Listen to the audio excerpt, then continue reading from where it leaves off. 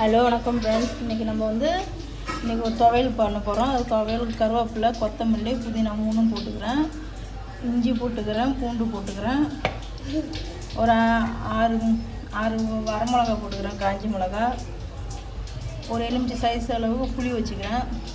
இப்போ இது லைட்டாக வதக்கி எடுத்துக்கலாம்.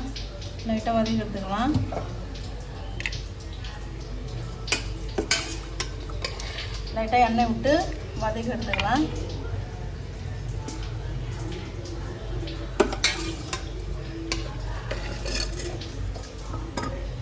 லைட்டாக வதக்கி எடுத்துக்கலாம். பூண்டு, இஞ்சி, ஒரு 6 வரமிளகா போட்டுக்கலாம்.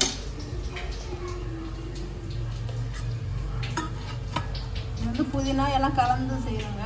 புதினா, கொத்தமல்லி, கருவேப்பிலை 3 கலந்து.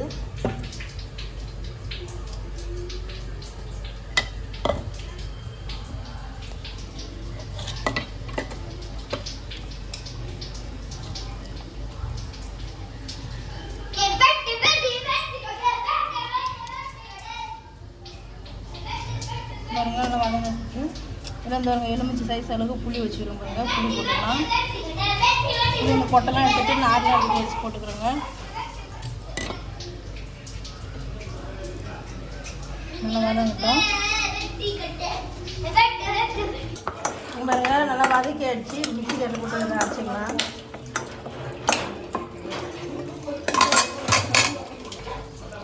பாருங்க, தேங்காய் தூள் போட்டுக்கலாம்.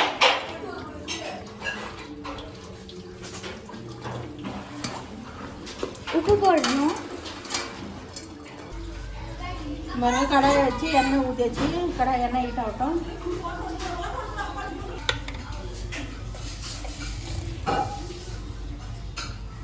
எண்ணெய் ஹீட் ஆகிடுச்சு.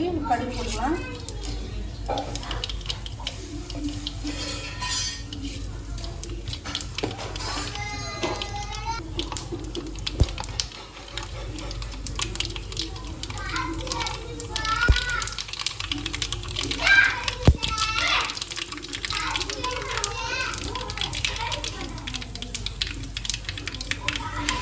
அடுத்து சிம்மில் வச்சுக்கிட்டு இப்போ நம்ம அரைச்சி வச்சுக்கிற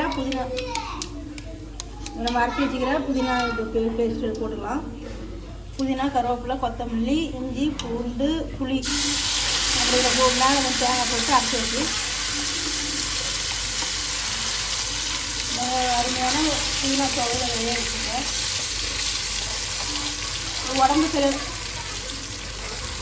சரியாதவங்க சாப்பிடலாங்க. நல்லா பசி இருக்கிறவங்க ரொம்ப நல்லா பசி இருக்குங்க. நீங்கள் வாரத்துக்கு 2 நாள் செஞ்சு சாப்பிட்டா நல்லா பறிச்சு எடுத்துங்க. கொஞ்சம் வச்சுக்கலாம். ஒரு வாரம் வரைக்கும் செஞ்சு போட்டாங்க.